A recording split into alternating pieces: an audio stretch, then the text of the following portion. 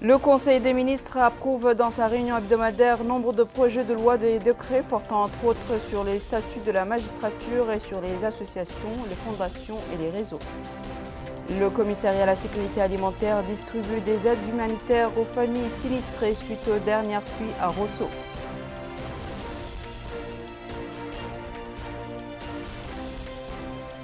Le ministère de la Santé annonce l'enregistrement de 13 cas de Covid et 5 guérisons au cours des dernières 24 heures.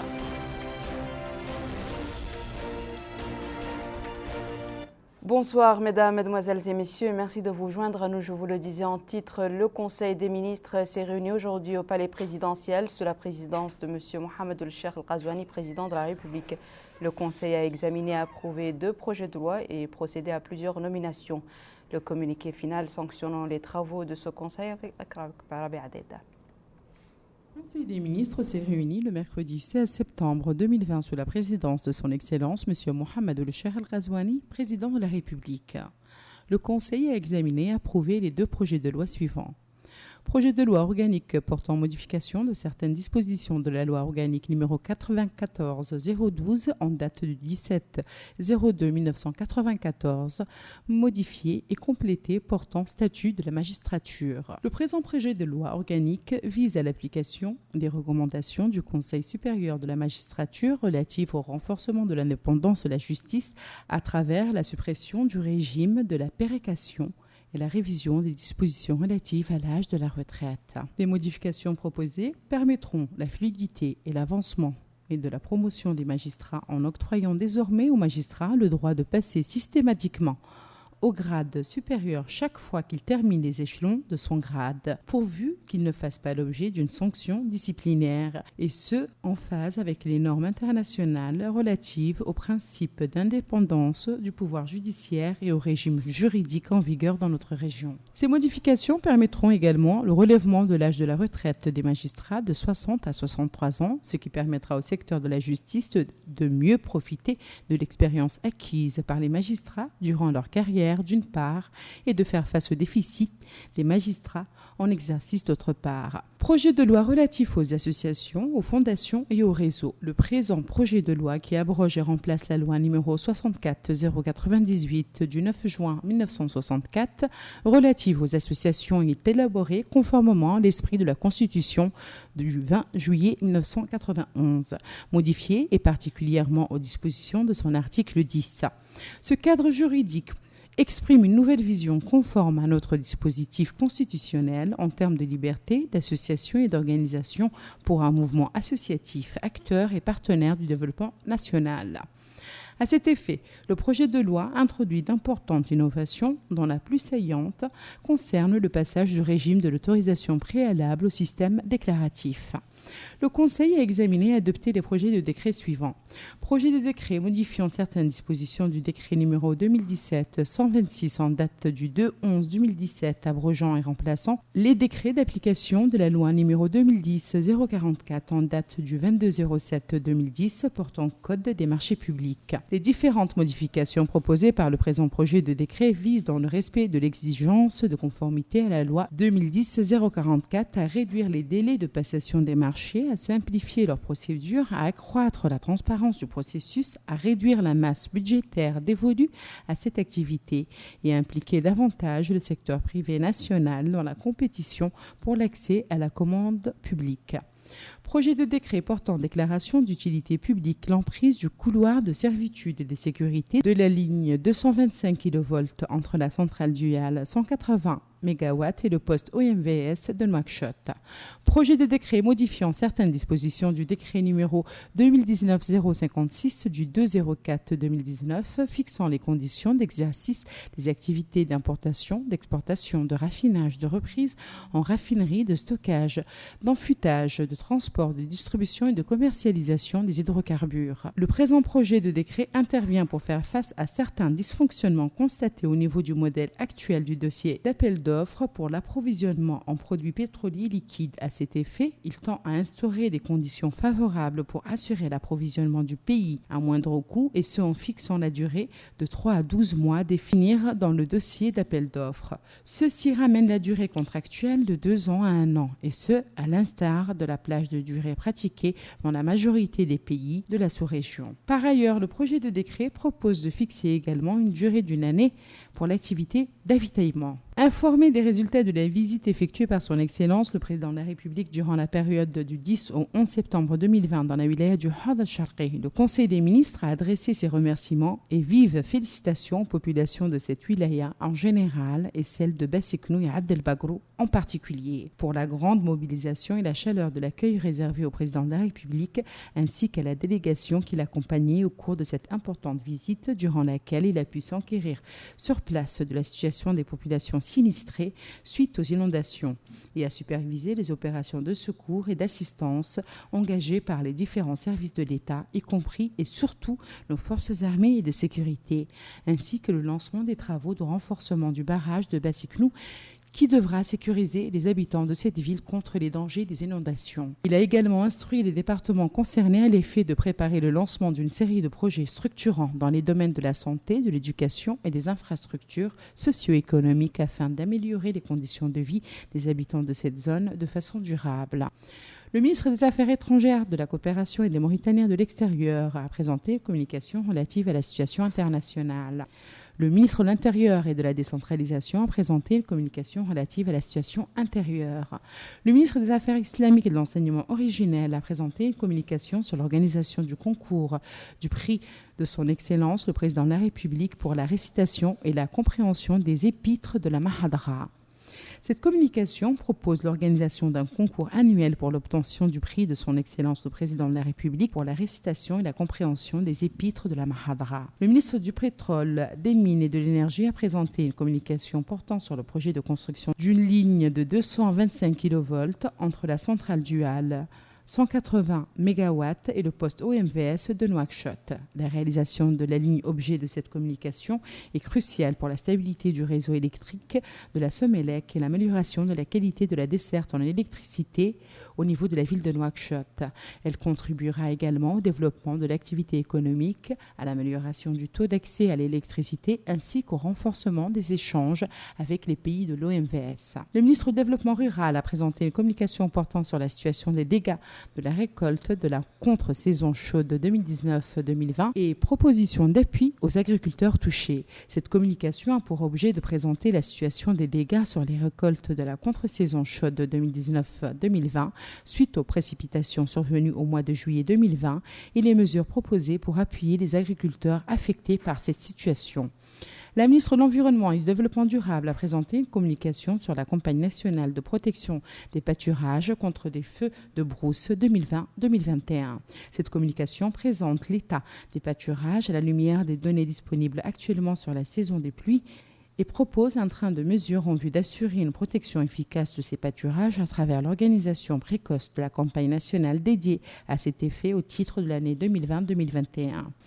Dans ce cadre, il sera procédé à la mise en œuvre d'un plan d'action comportant la réalisation de 12 450 km linéaires de pare-feu dans les wilayas du Had al-Sharqi, Had al-Qarbi, de la Saba, du Gdimaka, du Gorgol, du Brakna et du Trarza, ainsi qu'une campagne de sensibilisation impliquant les autorités administratives, les conseils régionaux, les élus locaux, la société civile et les services de sécurité sur l'importance de la préservation des pâturages. Et enfin, le Conseil a pris les mesures individuelles suivantes. Ministère des Finances, cabinet du ministre chargé de mission Mokhtar Ahmed Ali, secrétaire général Yacoub Ahmed Aish. Inspection interne, inspecteur général Isselmou ou Mohamed Mbadi. Conseiller Hadrami Oul Oubeid. Conseiller Ahmed Salim Mohamed Val. Direction générale du budget, directeur général Mokhtar Oul Saad en remplacement de Mohamed Moulba Oul Ahmed appelé à d'autres fonctions. Direction de la préparation des lois de finances, directeur Saad Bouhoul Reggad. directeur adjoint Mohamed Salem Dadji. Direction de la coordination des systèmes d'information, directeur adjoint Mohamed Oulmujtaba. Direction générale du Trésor et de la comptabilité publique, directeur général Amara Cheikhou Soumaré. Directrice générale adjointe Fatima Toumtiahia. Direction de la centralisation comptable et de la gestion de la trésorerie, directeur Mohamed Mahmoud ou Mohamedou Michel. Directeur adjoint Mohamed Oulzeidan. Direction des correspondants et comptes spéciaux au Trésor, directeur Mohamedi Oul-Hadrami, directeur adjoint Mohamed Val Oul-Abdallahi, direction des études, de la réglementation et de la coopération, directrice Nizham Mohamed Saïd, directeur adjoint Mohamed Mbarak Oul-Sidi, direction de l'audit et du contrôle interne, directrice Oumul Kadhoum Mthayin, directeur adjoint Yarba Oul-Bab, direction des ressources humaines et des moyens généraux, directeur Alice Mouajaha, direction générale des impôts, directeur général adjoint Abdelkader Ded, direction des grandes entreprises, directeur Njaye Ouljdou, directrice adjointe Fatma Mbarak Sidia, direction des moyennes entreprises de Nouakchott, directeur Bchirdou, directeur adjoint Djeng Amadou Tcham. Direction des entités publiques, directeur Diallo Mamadou Abdoulaye, directeur adjoint Bounane Oul-Sidati, conseiller technique du directeur général, conseiller Mohamed Oul-Ahmedou, cellule de la communication, de l'orientation et du conseil aux contribuables, responsable Hennoun ou Mohamed Ahmed. Direction de la centralisation comptable et de l'appui au recouvrement, directrice Ruqaye Mohamed Saleh, directeur adjoint Brahim Ouldelal. Direction de la législation et du contentieux, directeur le Marabat Oul Seyid Di Isselmou, directeur adjoint Kan Abou Bekrin, direction régionale des impôts zone sud, directeur Mohamed Ahid Oul Sidi Mohamed, directeur adjoint Isselmou Mokhtar Samb, direction régionale des impôts zone nord, directeur Mokhtar Yoga, directrice adjointe Ramatoulaye Sala, direction régionale des impôts zone est, directeur Sidi Mohamed ou Mohamed Val, directeur adjoint Cheikhani ou Mohamed Lemine, inspection principale des services, inspecteur principal Mohamed Lemine Choumad, direction de la vérification et des enquêtes fiscales, directeur Sidi Mohamed D, directeur adjoint Ahmed Salem ou Ahmedou Salem, direction de l'information des études des réformes fiscales et de la formation, directeur Sar Abdoulaye, directeur adjoint Moulay Mohamed Lemrabat, direction générale des domaines et du patrimoine de l'État, directeur général Cheikh Habibur Rahman, direction administrative et financière, directeur Ndexed ou Ndjak. Inspection générale des finances, inspecteur général des finances Suleyman Oul Haroun, inspecteur général des finances Mohamed Oul Boubout, inspecteur général des finances Cheikh Mohamed Sidiya, inspecteur général des finances Niang Idrissa, inspecteur général des finances Mohamed Mokhtar Oul Mohamed Islim, inspecteur général des finances Shrif Oul Zaini, inspecteur général des finances Mokhtar Salem Aoufa, inspecteur général des finances Ahmed Amoul Sidi Ali, inspecteur général des finances Mustafa Baba Talib El-Alim, inspecteur général des finances Abdallahi Oul Mohamed Oul Hamoud, inspecteur général des finances Sadvanna Abdallahi, inspecteur général des finances l'imam Oul Mohamed Lemine, inspecteur général des finances Suleiman Oul Sidi Mohamed Heb, inspecteur général des finances Mohamed Yahya Oul Mohamed Yahya, inspecteur général des finances Ba Adama Moussa, inspecteur général des finances Ahmed Nami, inspecteur général des finances Ali Teis, inspecteur général des finances Ouad El Hussein Moussa, inspecteur général des finances Sidi Mohamed El Qadi, inspecteur général des finances Mohamed Ali Sidi El Mokhtar, inspecteur général des finances Ahmed Oul Samb, inspecteur général des finances Ndjaye Modi Suleiman, inspecteur général des finances Cheikh Sidi Mohamed Oul Ahmed Zaid, ministère de l'enseignement supérieur, de la recherche scientifique et des technologies de l'information et de la communication, administration centrale, direction des ressources humaines, directeur Bottar Oul Al-Arbi, établissement public, université de Nouakchott Al-Asriya, président Cheikh Saad Bou Kamara. La traditionnelle conférence de presse qui se tient après le Conseil des ministres a été animée par M. Sidul Salem, ministre de l'Enseignement supérieur, de la Recherche scientifique et des technologies de l'information et de la communication, porte-parole du gouvernement. avec ses homologues de l'intérieur de la décentralisation, des affaires économiques et de promotion des secteurs productifs, des affaires islamiques et de l'enseignement originel et de l'environnement et du développement durable. Nous y reviendrons plus en détail dans notre prochaine édition. Le département des affaires islamiques et de l'enseignement originel a lancé aujourd'hui une opération de distribution de dates au niveau des 3 wilayas de Nouakchott au profit d'imams et de cheikhs de Mahadra. Plus de précisions à ce sujet avec Abdelrahman Hamad. Cette aide, fournie par le ministère des Affaires islamiques et de l'enseignement originel aux imams et cheikhs de Mahadra, est composée de 50 tonnes de dates et elle sera distribuée dans les 3 wilayas de Nouakchott.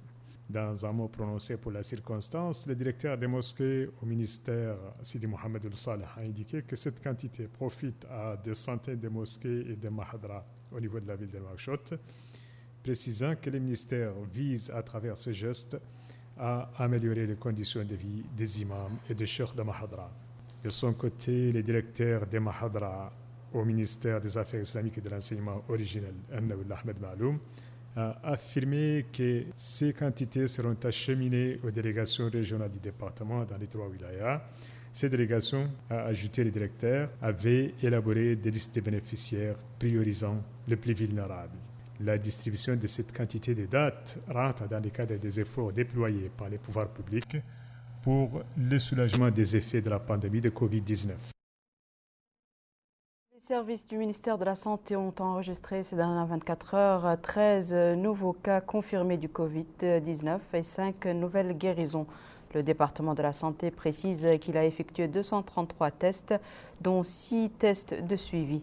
Ces résultats portent le nombre de cas confirmés dans notre pays à 7 332, dont 6 844 guérisons.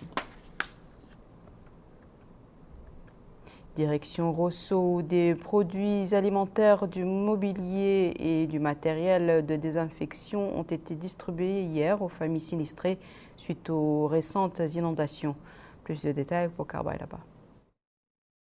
Les pluies torrentielles qui se sont abattues récemment sur la ville de Rosso ont laissé beaucoup de traces. Maisons inondées, rues envahies par les eaux stagnantes et la boue, une situation difficile qui a incité les pouvoirs publics à agir vite.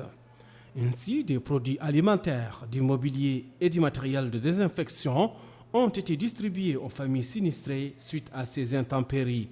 L'opération a été supervisée par le wali d'Itrarza, Moula Ibrahim ou Moula Ibrahim. D'ailleurs, il a indiqué que cette initiative humanitaire est effectuée en application des instructions du président de la République. Il a précisé que l'identification des bénéficiaires va se poursuivre pour toucher toutes les familles sinistrées. Pour les bénéficiaires de cette opération, ces aides humanitaires viennent à point nommé. Il remercie les pouvoirs publics pour avoir engagé cette opération. Pour rappel, une délégation ministérielle avait récemment effectué une visite dans la ville de Rosso pour s'informer des conditions de vie des populations et les dégâts causés par les dernières pluies. Cap à présent à Basseknou, une opération d'évacuation et de désinfection des mares d'eau a été lancée par la commune en collaboration avec le ministère de la Santé et l'Office national d'assainissement. Abdelrahman Hamad. L'opération de désinfection de la Muqata'a de Basseknou rentre dans le cadre des efforts déployés par le gouvernement pour la protection des populations suite aux pluies torrentielles qui se sont abattues sur la ville au cours des semaines dernières, causant des flaques stagnantes qui sont devenues un environnement propice pour la reproduction des moustiques. Le maire de la commune de Basseknou, Cheikh Naoul Mohamed El-Hanan, a loué cette opération qui va contribuer à l'amélioration de la situation de santé dans la Muqata'a de Basseknou et qui offre un climat propre, faisant remarquer que les eaux restantes dans ces flaques ne présentent aucun danger à la santé des cheptels. Le lancement effectif de cette opération a été supervisé par le Hakim de la Muqata'a de Basseknou, Mohamed Mahmoud El-Mohamed Amoud El-Fadel, et les travaux d'évacuation sont exécutés par des équipes de l'Office national d'assainissement, alors que la désinfection se fait par une mission du ministère de la Santé.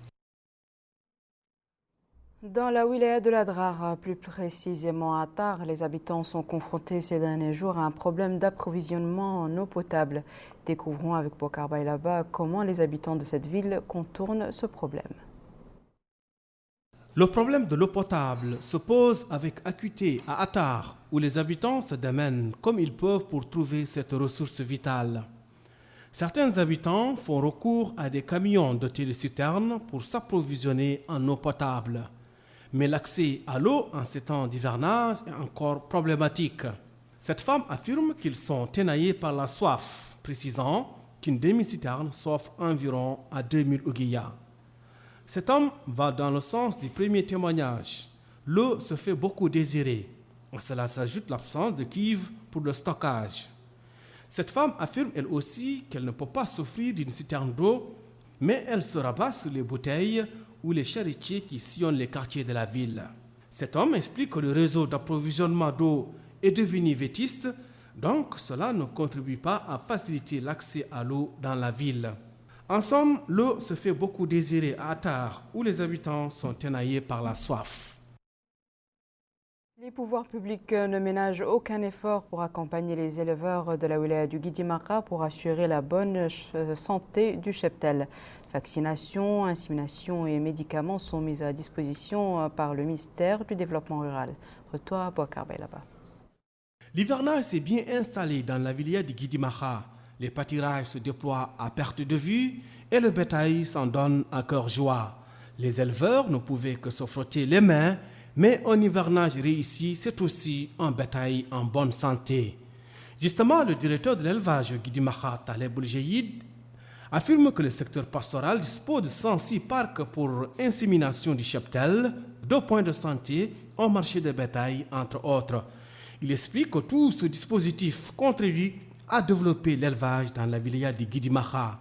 Au niveau de l'équipe en charge d'insémination et de vaccination, les efforts sont axés pour améliorer le rendement du cheptel. Ahmed El-Mortar est en charge de cette opération, explique qu'en cette période d'hivernage, le département du développement rural ne ménage aucun effort pour promouvoir un élevage très productif à travers l'insémination artificielle des races bovines. Chez les éleveurs, là aussi, on se frotte les mains. Cet hivernage s'annonce prometteur pour le cheptel. L'insémination artificielle a eu des effets positifs sur l'élevage.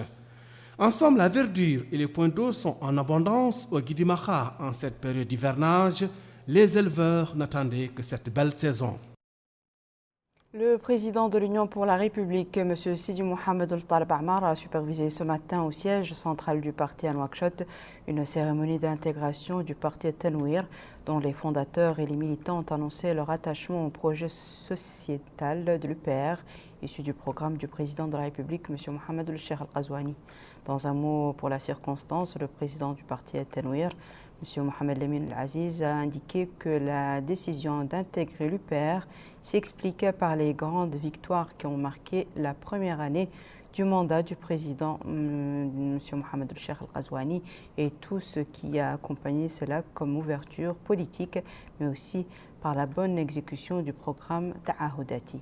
Le président de l'UPR a salué cette intégration de qualité, appelant à agir ensemble pour que l'expérience de ce groupe politique de poids et sa connaissance précise de la société soient mises au service du suivi et de l'exécution du programme Ta'ahoudati du président de la République, M. Mohamed El-Cheikh Al-Ghazouani, dans toutes ses dimensions sociales, économiques et politiques, en vue d'atteindre les ambitieux objectifs pour servir la nation et le citoyen.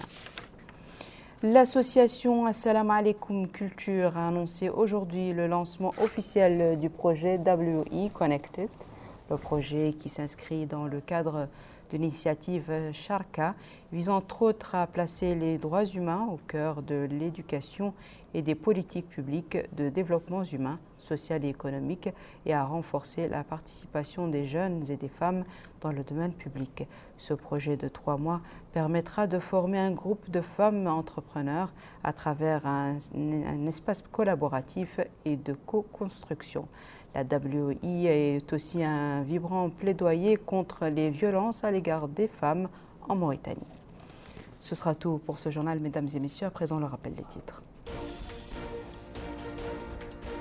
Le Conseil des ministres approuve dans sa réunion hebdomadaire nombre de projets de loi et décrets portant entre autres sur les statuts de la magistrature et sur les associations, les fondations et les réseaux. Le commissariat à la sécurité alimentaire distribue des aides humanitaires aux familles sinistrées suite aux dernières pluies à Rosso. Le ministère de la Santé annonce l'enregistrement de 13 cas de Covid-19 et 5 guérisons au cours des dernières 24 heures. C'est la fin de ce journal, mesdames et messieurs. Merci à vous de nous avoir suivis. Merci de votre fidélité. On se retrouve la semaine prochaine, Inch'Allah.